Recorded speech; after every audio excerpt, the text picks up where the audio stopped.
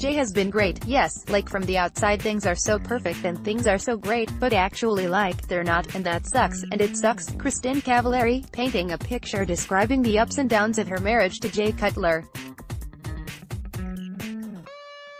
First there was Smokin Jay, the wildly popular viral sensation featuring NFL quarterback Jay Cutler in various don't care poses, with a photoshopped cigarette dangling from his mouth. Then, courtesy of Jay Cavallari, we met Farmin Ja, an amiable, wisecracking, camo-wearing goof spending his post-football days hunting and cooking meat and raising chickens. Now, in the 6th episode of Season 2, we meet Drunken Jay. Oh boy. Guess what? Kristin says to Jay at the outset of this episode. All my friends are coming to town. You're so excited, Jay.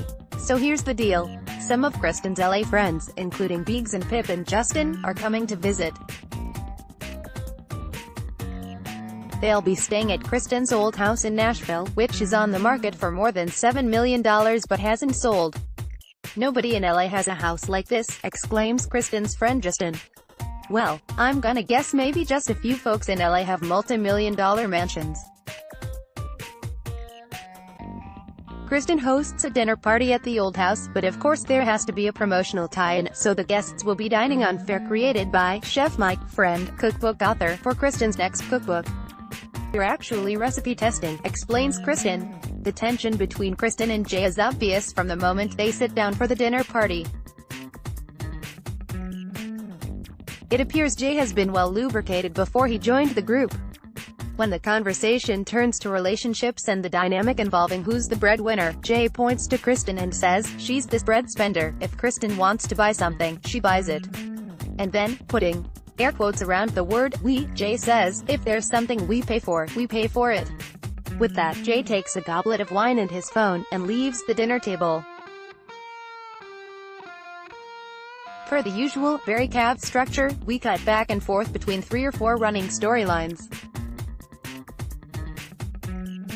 Brittany, the head of operations for Kristin's Uncommon James brand, is still butting heads with Matt, who has been moved from shipping to customer service but is still a problem employee.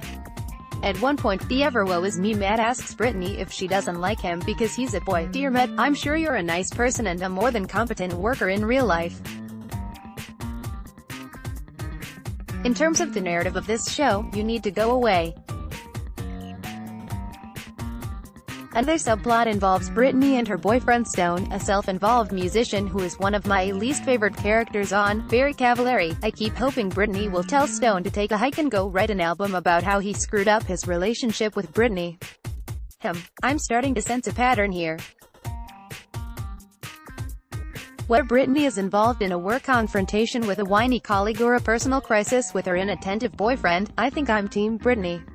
One of my favorite all-time moments in Jay Cavallari occurs when Kristin and Jay essentially break the fourth wall and acknowledge this whole thing as equal parts reality and manufactured drama. After a poignant moment in which Kristin calls out Jay for being a jerk and Jay apologizes, Kristin says to Jay, I'm going to put the kids' laundry away, but she can't hold her dramatic expression. What a f***ing lie, says Jay. You can't even keep a straight face. I do that sometimes, protests Kristin. You don't even know where that S goes, says Jay. F off, that is not true, says Kristin.